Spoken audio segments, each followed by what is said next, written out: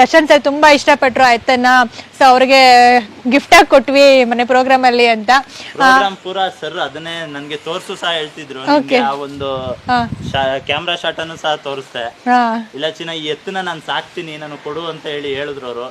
ಕರ್ನಾಟಕದಲ್ಲಿ ಬೇರೆ ಯಾರು ಕೇಳಿದ್ರು ಈ ಸರಿ ಜಾತ್ರೆಗಳಿಗೆ ಅಂತಾನೆ ನಾವು ತಯಾರಿ ಮಾಡಿದ್ದಂತ ಎತ್ತುಗಳವು, ಯಾರಿಗೂ ಸಹ ಕೊಡ್ತಿರ್ಲಿಲ್ಲ. ದರ್ಶನ್ ಸರ್ ಆಸೆ ಪಟ್ಟಿ ನಾನ್ ಹಳ್ಳಿಕಾರ್ ತಳಿನ ಮೇಯಿಸ್ತೀನಿ ಅಂತ ಹೇಳಿದ್ರಲ್ಲ, ಅದೊಂದೇ ಕಾರಣಕ್ಕೋಸ್ಕರ ಗಿಫ್ಟ್ ಆಗಿ ನಾವು ಆ ಒಂದು ಇದನ್ನ ಕೊಟ್ಟಿದೀವಿ. ಅದಕ್ಕೆ ಯಾವುದೇ ಒಂದು ಬೆಲೆ ಕಟ್ಟೋದಾಗ್ಲಿ ನಾವು ಮಾಡೋದಿಲ್ಲ. ಅದಕ್ಕೆ ದರ್ಶನ್ ಸರ್ಗೆ ಹೋಗಿರುವಂತಹ ಹಸುಗಳವು.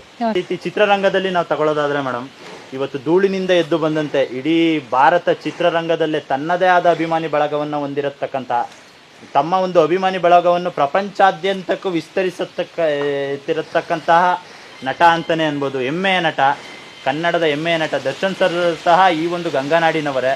ಅವರ ಒಂದು ಹೋರಾಟದ ಬದುಕನ್ನು ನಾವು ನೋಡಿದ್ರೆ ಮೇಡಮ್, ಇವತ್ತು DVG ಅವರ ಒಂದು ನಾಣ್ಣುಡಿ ನನಗೆ ಜ್ಞಾಪಕಕ್ಕೆ ಬರ್ತದೆ. ಸತ್ಯನೆಂದೆನ ಬೇಡ ಸೋತೆನೆಂದೆನ ಬೇಡ, ಭಕ್ತಿ ತೆನ್ನೊಳು ಸತ್ವದೂಟೆನ ಬೇಡ, ಮೃತ್ಯು ಎಂಬುವುದೊಂದು ತೆರೆಯಿಳಿತ ತೆರೆಯೇರು, ಮತ್ತೆ ನಾಳೆ ತೋರ್ಪುವುದು ಮಂಕುತಿಮ್ಮ ಅಂತೇಳಿ.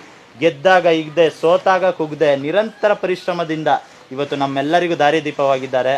ಅವರು ಸಹ ಈ ಒಂದು ಗಂಗಾನಾಡಿನವರೇ. ಈ ಹಳ್ಳಿಕಾರ್ ತಳಿ, ಈ ಒಂದು ತಳಿಯನ್ನ ದರ್ಶನ್ ಸರ್ ಕೊಡ್ಬೇಕು ಅಂತ ಹೇಳಿ ನಾವು ಅನ್ಕೊಂಡಿದ್ದೋ. ಈ ಕರುಣ ಕೊಡ್ಬೇಕು ಅಂತ ಅನ್ಕೊಂಡಿದ್ರಂತೆ. ದರ್ಶನ್ ಸರ್ ಎತ್ತನ್ನ ಇಲ್ಲ, ನಾನು